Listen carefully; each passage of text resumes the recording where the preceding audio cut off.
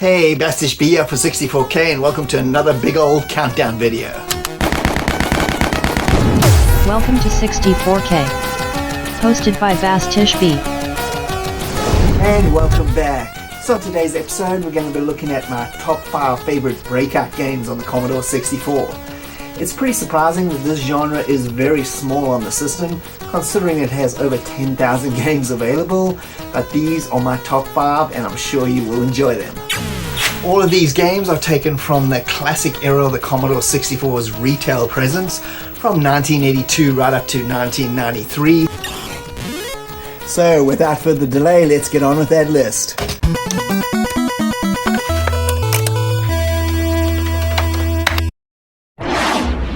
Number 5.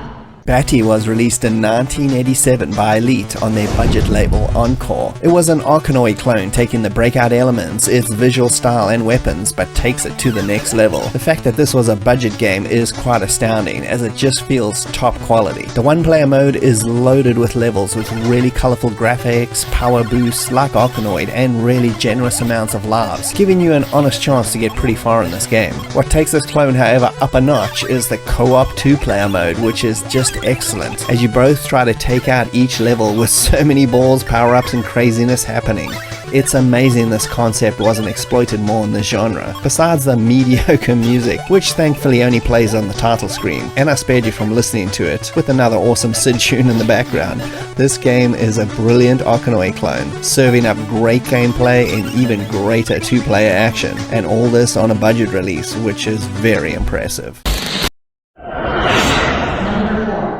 Ball Blaster hit the C64 in 1988, published by Zeppelin Games, another budget game from the company who released a lot of forgotten classics on the old breadbox. Ball Blaster is another one of many. Gameplay wise, it's pretty traditional in most respects, even down to the slower pace of Atari's original 70s release, but its great graphics presentation with an excellent stylized metallic look, scrolling backdrops and very detailed animation give the game a big budget vibe. It supported 1 or 2 player simultaneous action, and after each completed stage you got to choose where to go next on a map, making many paths and levels of the game to be seen, increasing the replayability tenfold. The opening SID tune by Adam Gilmour, who did the soundtrack for the recently released C64 platformer Montezuma's Gold, is very good, as is the excellent quality of the sound effects with their very metallic sounds complementing the graphics perfectly. It doesn't add much to the genre in terms of originality, but the production values and solid, simple gameplay deliver the goods.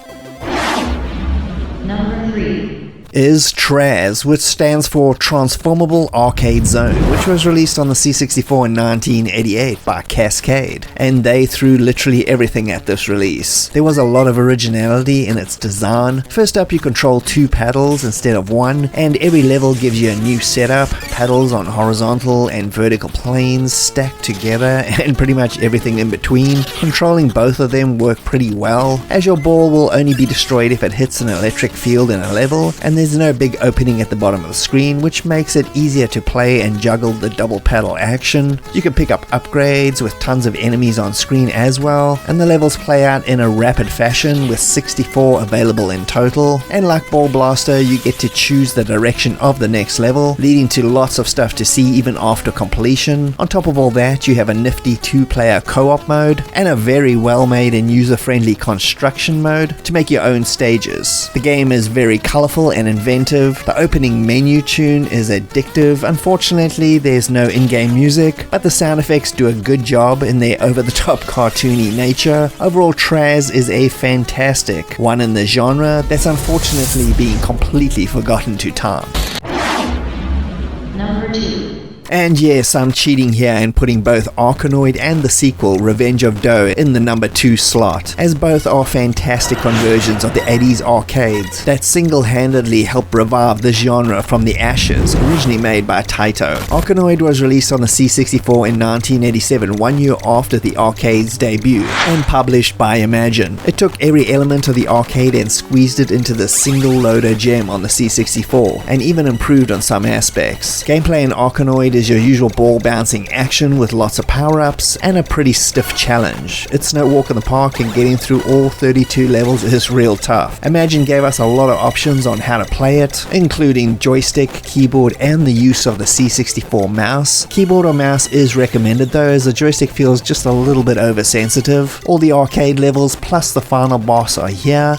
The graphics are extremely faithful to the arcade, and it sports a brilliant soundtrack by legendary SID composer Martin Galway, plus some pretty meaty sound effects. Arkanoid 2 Revenge of Doe came out the following year on the C64 in 1988, not long after Taito's 87 arcade release, with Imagine publishing yet again. The graphics are slightly more detailed, but the difficulty is still just as tough. All the control setups are also available yet again, and sports another 32 original levels and the complimentary boss fight at the end. Doors open on each side of the screen like the original for exits, giving different paths through the game. Another SID legend, Jonathan Dunn, did the music, and it's damn good and catchy. Not quite the epic of Galway's, but fantastic regardless, with mostly the same sound effects from the original. Both these games are just simply great examples of awesome Breakout games and excellent arcade conversions.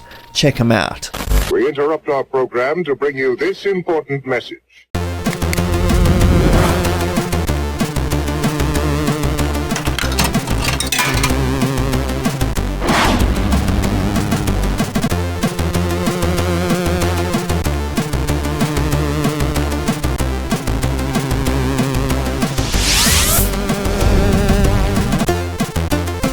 The Commodore 64 Arcade Multi-Version Special Number 2. Only on 64K. And we're going to stop this video right here. I want to show you a few of my honorable mentions before revealing the number one game. And first up is two pretty traditional games in the genre. Ricochet was published by Firebird in 1988, another budget game that's way better than it has any right to be. Developed by Gary Liddon of Shoot 'em Up Construction Kit fame, it delivers straight to the point gameplay, lots of humor, and has a pretty decent Rob Hubbard title music track. Impact by Audiogenic, an 88 release, its simple presentation is quite deceiving, as it's a very engaging, much slower paced game in the genre, with a cool power-up system that can be collected until you need it and released. It also has its own built-in level editor and was released under the name Blockbuster in Europe. And now two games that take the genre and mix in strange elements for something quite unique, Virus and Addictable. Virus, the Breakout era, was published by Input 64 in 1988 and attempts to mash up Pac-Man and Breakout into a single game. It's very difficult and weird, but if you want to try something different, it doesn't quite gel together very well,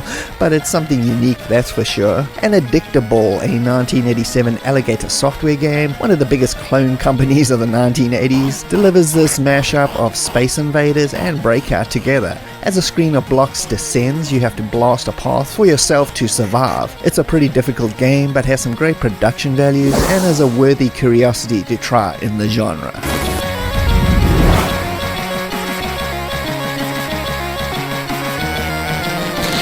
And now on over to the number one game.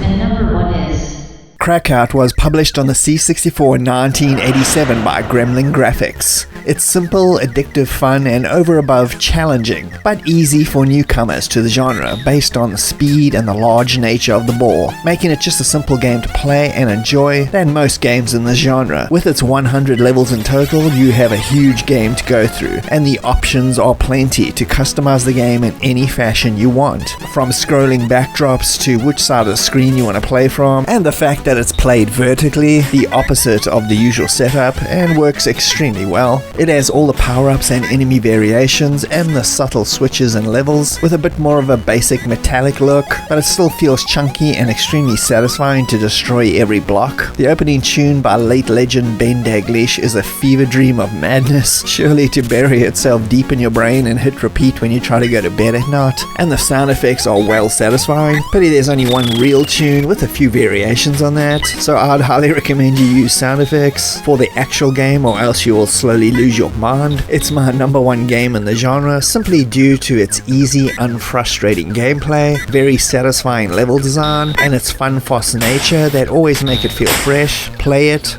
mess with the options, and find your perfect version of Crackout. And that's it. I really hope you enjoyed the show, and hopefully you managed to find a few new old Commodore 64 games to play in the modern age. Thanks for joining me, Bastish B, for 64K. I hope you had a good time. And if you can please like and subscribe, they'll be greatly appreciated. And I'll see you next time. Cheers.